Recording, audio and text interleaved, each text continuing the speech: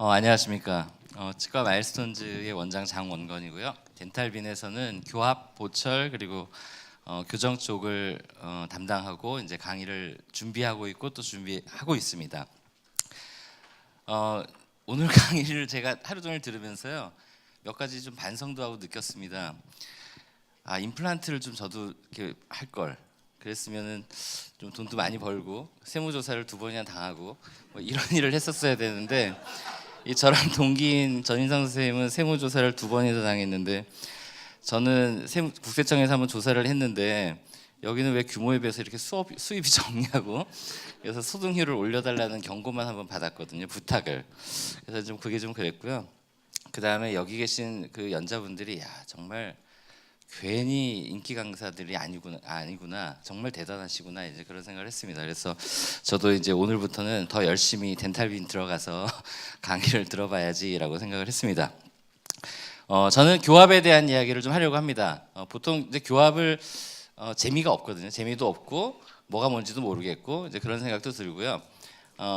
사실 뭐 수술이야 뭐 바로 해도 되고 뭐 딜레이도 나중에 하셔도 되고 보철이야 SCRP 하셔도 되고 시멘트를 하셔도 되고 뭐 스크류 타입을 하셔도 상관이 없지만 결국 장기적으로 환자를 보니까 저한테 스트레스를 주는 사람은 이제 교합에 문제가 있는 환자들이더라고요. 그래서 교합에 문제가 있는 환자들이 저한테 스트레스를 주고 아마 저한테 스트레스를 준다 그러면 다른 선생님들한테도 그런 스트레스를 줄 것이기 때문에 한번 그런 문제를 어떻게 우리가 한번 생각을 해야 될지 아주 긴 얘기지만 짧은 시간에 같이 한번 이야기를 하도록 하겠습니다.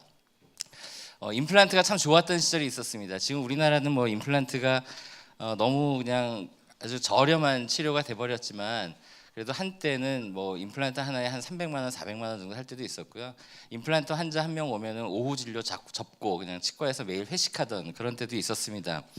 근데 지금은 이제 그렇지 않죠. 해도 뭐 돈하고 상관없이 이게 돈을 버는 건지 잃는 건지 뭐 그런 일도 많고요. 요즘 환자들이 너무 똑똑하기 때문에 도리어 이렇게 우리 주머니에서 환자들이 돈을 가져가려고 하는 환자들도 많아서 참 어렵습니다.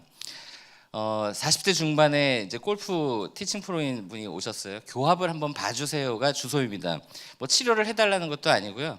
그냥 교합 한번 봐달라는 게 이제 이분의 주소인데 이분의 셉 엑스레이를 보면 이제 임플란트가 여러 개 심어져 있구나라는 거 아실 수 있고 파노라마 사진을 보면 꽤 많은 임플란트가 심겨져 있는데 정말 잘 심겨져 있습니다. 수술을 바로 했는지 나중에 했는지 뭐 SCRP 했는지 뭘로 했는지 모르겠지만 아무튼 보시면 수술도 되게 잘 되어 있고요. 뭐 본그래프트도 열심히 하시고 진료를 아주 잘 하셨습니다.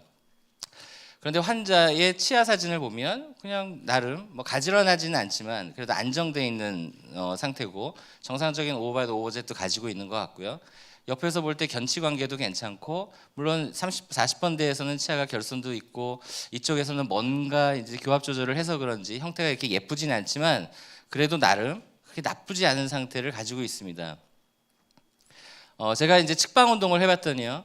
워킹에서도 뭐 간섭 견치 유도가 되고 너너킹에서도 간섭이 없고 왼쪽에서도 똑같이 비작업 측에서 간섭이 없었습니다. 그래서 이 정도면 사실은 교합적으로 별로 문제가 없는데 왜 교합을 봐달라 그러지? 환자가 왜 이렇게 똑똑하지? 이제 그런 생각을 했는데 환자가 말하는 건 음식을 제대로 씹을 수 없다는 거고요.